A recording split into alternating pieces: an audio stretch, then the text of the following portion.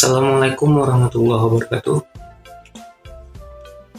Kembali lagi di channel Diki Jalan Saputra. Di video kali ini, saya akan menjelaskan mengenai identifikasi 4A objek wisata religi Masjid Agung Al-Ittihad Tebo. Bersama saya Diki Jalan Saputra dengan NPM 181011531129. Adapun untuk identifikasi 4A ini merupakan salah satu tugas besar dari mata kuliah pariwisata, yaitu perencanaan pariwisata. Langsung saja kita masuk ke gambaran umum. Di gambaran umum ini saya akan menjelaskan mengenai objek wisata Masjid Agung Al-Ittihad yang terletak pada Kelurahan Tebing Tinggi, Kecamatan Tebo Tengah, Kabupaten Tebo. Masjid ini terletak di dekat dengan dapat dikategorikan pusat pelayanan Tebo, yaitu ada stadion dan juga ada rumah dinas bupati.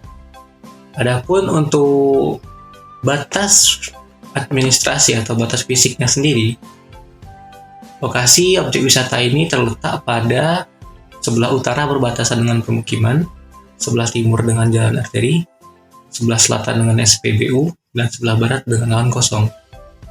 Lebih jelasnya dapat dilihat pada peta orientasi. Berikut merupakan peta orientasi letak dari objek wisata religi Masjid Agung Al-Ittihad Tebo dalam skala kecamatan. Di sini terlihat bahwa objek wisata tersebut terletak pada Kelurahan Tebing Tinggi dan terletak pada jalan arteri yang merupakan jalan utama di Kabupaten Tebo. Jadi setelah orientasi tersebut, lanjut ke pengumpulan data. Di pengumpulan data ini, saya menggunakan teknik atau metode identifikasi 4A. Maka dari itu, data yang dikumpulkan juga merupakan data-data yang berbasis dari 4A tersebut. Salah satunya ialah daya tarik. Di sini terdapat beberapa dokumentasi terkait daya tarik dari Masjid Agung Al-Ittihad Tebo. Salah satunya ada kemegahan masjidnya, dapat dilihat pada foto atau gambar sebelah kanan, dan pada sebelah kiri dapat terlihat merupakan taman dari masjid tersebut. Adapun dua atraksi ini sudah mampu menarik banyak pengunjung untuk mengunjunginya, baik itu untuk beribadah maupun untuk berwisata. Selain dari kedua hal tersebut, juga terdapat banyak spot foto yang dapat dikatakan bagus, sehingga banyak juga orang-orang yang berfoto di situ. Lanjut ke fasilitas. Pada Masjid Agung Al-Ittihad ini, sebagaimana sarana peribadatan pada umumnya, untuk fasilitas peribadatannya sudah lengkap sekali, karena ini merupakan Masjid Agung. Adapun di luar dari sarana peribadatannya, terdapat juga beberapa fasilitas lain. Salah satunya yaitu ada fasilitas parkir yang sangat luas, mampu menampung hingga ribuan orang dan hingga puluhan atau ratusan kendaraan. Lalu ada juga tempat atau taman bermain anak-anak. Dapat dilihat pada gambar tersebut merupakan fasilitas untuk bermain dari anak-anak. Dan juga pada Masjid Agung ini pun telah disebutkan ada poster yang menyatakan bahwa merupakan kawasan yang ramah terhadap anak-anak. Dalam artian, di sini anak-anak pun bisa bermain seperti fasilitas yang telah disediakan. Lalu terdapat juga sarana perdagangan atau toko serta tempat pembuangan sampah. Lanjut untuk aksesibilitas, seperti yang saya sebutkan sebelumnya, objek wisata ini terletak pada jalan arteri. Adapun untuk aksesnya sendiri dapat dikategorikan mudah, akan tetapi di jalan arteri ini sendiri masih terdapat beberapa 1-2 lubang atau mungkin lebih, sehingga apabila menggunakan kendaraan roda 4 akan sedikit terhambat. Adapun untuk identifikasi 4A terdiri atas 4, yaitu atraksi atau daya tarik, fasilitas, serta aksesibilitas. Yang terakhir ialah kelembagaan. Akan tetapi di sini, di Masjid Agung ini tidak terdapat kelembagaan yang mengatur objek wisatanya, karena kan merupakan hak milik pemerintah dan dikelola oleh pemerintah, bukan masyarakat setempat. Lalu berdasarkan hal tersebut juga pemerintah mengelolanya sebagai masjid atau sarana peribadatan yang diutamakan, bukan sebagai objek wisata. Lalu dari pengumpulan data tersebut, saya juga mengumpulkan data melalui respon pengunjung melalui kuesioner. Dan sudah dapat sekitar 45 tanggapan. Lalu masuk ke analisis.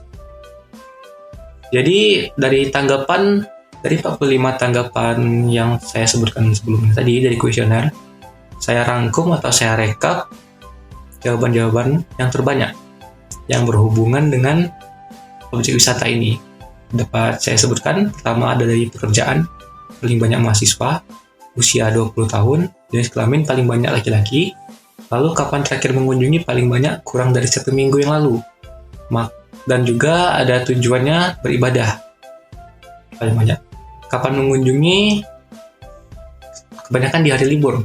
Lalu untuk jarak sendiri kurang dari 10 km, menggunakan kendaraan pribadi, serta setelah ditanyakan apa daya tarik dari Masjid Agung ini, kebanyakan atau sebagian besar menjawab yaitu kemegahan dan keindahan masjidnya. Dan memang banyak disukai orang keindahan dan kemegahan tersebut. Adapun untuk berapa kalinya, lebih dari 3 kali yang paling banyak dikunjungi. Dan kata lain, orang-orang tersebut sering mengunjungi objek wisata ini, yaitu pada sore hari bersama teman-teman. Adapun untuk acara seperti event-event besar seperti Maulid Nabi atau bahkan MTQ provinsi pernah diadakan.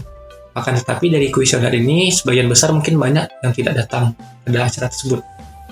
Lalu untuk sarana perdagangan juga terdapat, ada kondisinya baik, kondisi masjidnya, lalu akan berencana datang kembali ya.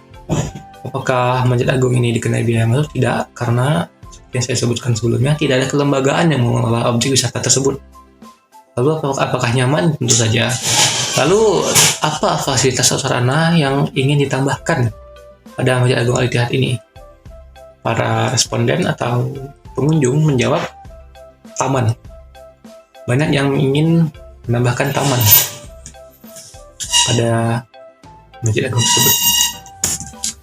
Jadi kesimpulannya dapat simpulkan bahwa berdasarkan analisis untuk identifikasi 4A, 3 dari 4 tersebut sudah terpenuhi, akan tetapi yang keempatnya kelembagaan masih belum terdapat pada objek wisata ini.